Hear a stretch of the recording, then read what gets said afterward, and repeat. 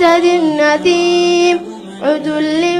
بعد ذلك زنيم أن كان ذا مال وبنين إذا تتلى عليه آياتنا قال أساطير الأولين سنسمه على الخرطوم وفي ثمود إذ قيل لهم تمتعوا حتى حين فعتوا عن أمر ربهم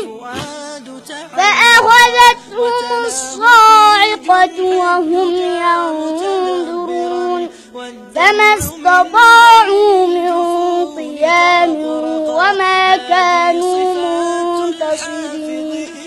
حدائق وأعنابا وكواعب أترابا وكأسا